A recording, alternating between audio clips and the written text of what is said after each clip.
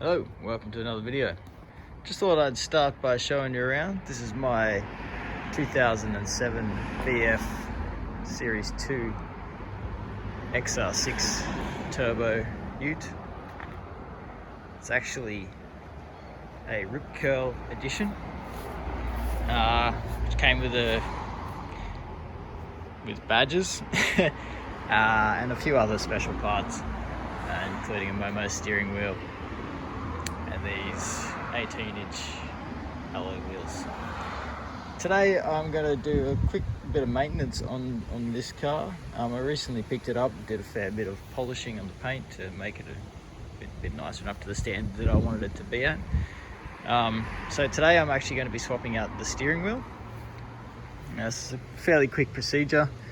I'll take you inside and show you how it looks at the moment and go from there. As I said, well, first of all, I apologise for the noise in the background. As I said, these cars came from the factory with the Rip Curl editions. They have a factory fitted Momo steering wheel, as you can see there. And as any Falcon owner knows, these steering wheels end up like this. It's due to a lack of maintenance, due to a lack of moisture within the leather. It just cracks and over time degrades. Now, this car has only got about 120,000 kilometers on it, but it just shows you sort of what sort of condition the interior can be in if you don't maintain it. First of all, you have to start by disconnecting the battery, which I've already done. You want to do that when you're doing any sort of work that's around airbags or electronics in general. So you'll see here, I've disconnected the negative term of the battery, and I'll leave that off for the entirety. So once the battery's disconnected, Ford says you should leave it for about a minute to drain any residual power within the system. I've left it for more than 10 minutes. You really can't be too careful when you're playing with electronics and explosives. To begin this procedure, we need to turn the steering wheel 90 degrees and remove two T30 bolts, one here and one here on the back of this panel. So to get to them, we need to go around behind the steering wheel, and it's kind of hard to see, but behind here we have this bolt right here. As I said, these are T30s. There's one on this side, and I'll have to take that out, flip it around, and take the other one out. So let's try and do this with one hand. They're not particularly tight, and quite easy to remove once you get the hang of it.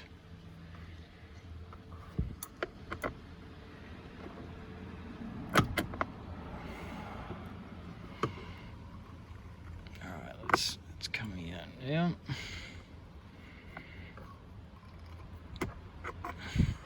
Just put you down, pull these two out. I'll show you what it's like when I come back. So I've just taken those two bolts out. As you can see back there. So in order to remove the button, we just sort of give it a shake side to side and it should come out. Now behind here you've got the electronics for the airbag, which need to be very carefully removed. I need to clean back there as well. It's quite dirty. Now behind here you'll see, get this to focus. Behind here you'll see these two Airbag Connectors. We just need to pull those off, which come off by squeezing the sides. So they come off by just squeezing the two sides and pulling the tabs out like that. Do this one as well.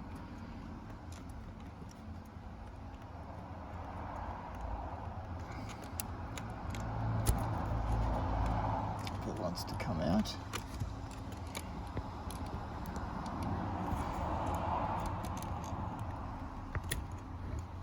There we go, that's that out as well. Now next you want to unplug your buttons. There's a little tab on top of the screw here, on top of the plug. here.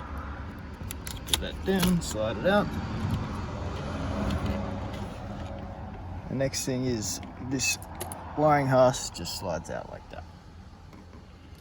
Alright, so that's the airbag and horn button removed from the steering wheel. Now we got to move on to this bolt here, which is a T50 Torx bolt. So I'll go ahead and remove that now. Trusty torque wrench.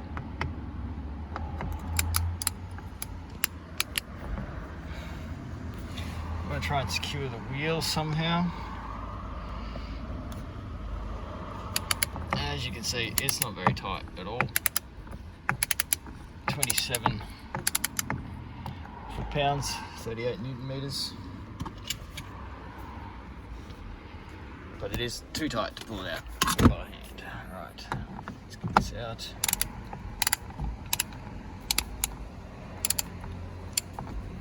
Any work that you do inside one of these Falcons, you've got to be quite careful with your tools. The interiors, the interiors are quite fragile, which is a bit of a shame because we all know how good the engines and gearboxes are in these things.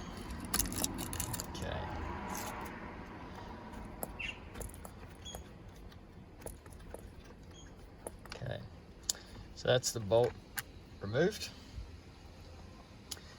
Now, as you can see here, most cars when you change the steering wheel, they'll have a splined steering shaft. This one does not have a spline. It's kind of hard to see, but it just has 4 sides, which makes this quite a bit easier when you're changing out the wheel. So, to get it off, you really just want to sort of wobble it from side to side and pull it off slowly. Make sure you don't hit yourself in the face. Some people will leave the nut on there so it doesn't fly off. In fact, that's what I'm going to do. Where's that gone? Just put that on there a little bit so that when you have to use a fair bit of force to get this off. So once you get it off, it doesn't come flying into your face. It hits the back of the nut, the bolt, sorry.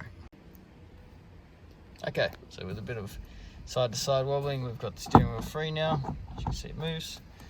Just take this bolt out again. Want to be careful once we pull this off that these plugs don't get caught as you pull them out. Just going to feed those through very carefully. It's on.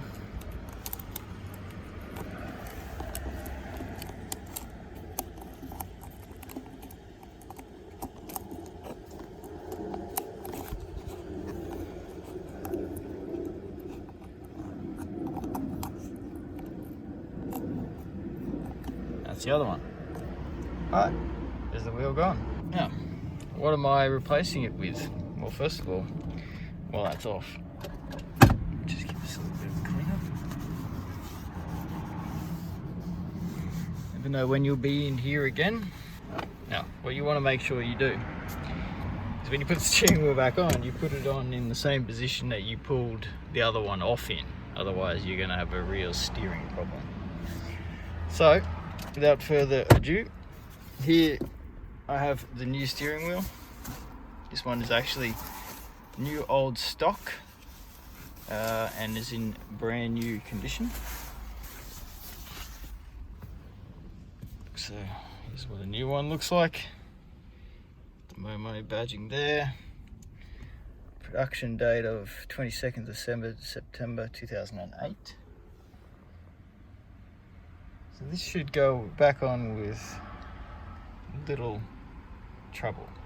That could be the famous last words, but we'll give it a shot. So that went alright. Feed the wires back through. Ford has graciously supplied us with captive bolts, although they're not particularly captive. If you pull this little washer off, they'll come out. So I've just put a little bit of Loctite on this bolt here. I'm going to torque it up now. The torque setting we have here, this is a pretty old school torque wrench, but we've got 28 foot-pounds. Okay, so I've just torqued this up. You just need to hold the steering wheel a little bit because the shaft wants to turn as you're torquing that down. Now replacing the airbag in the horn is just the same as removal. Just want to make sure you plug these into the right color connectors. They're color coded to assist you with that. This goes back into the steering wheel plugs. Do these 2 bolts up, reconnect your battery. Okay guys, that's all back together. Let me know in the comments what you think. Sorry about the shaky nature of the video. It's one of my first. I'm doing it on my own. Thanks for watching.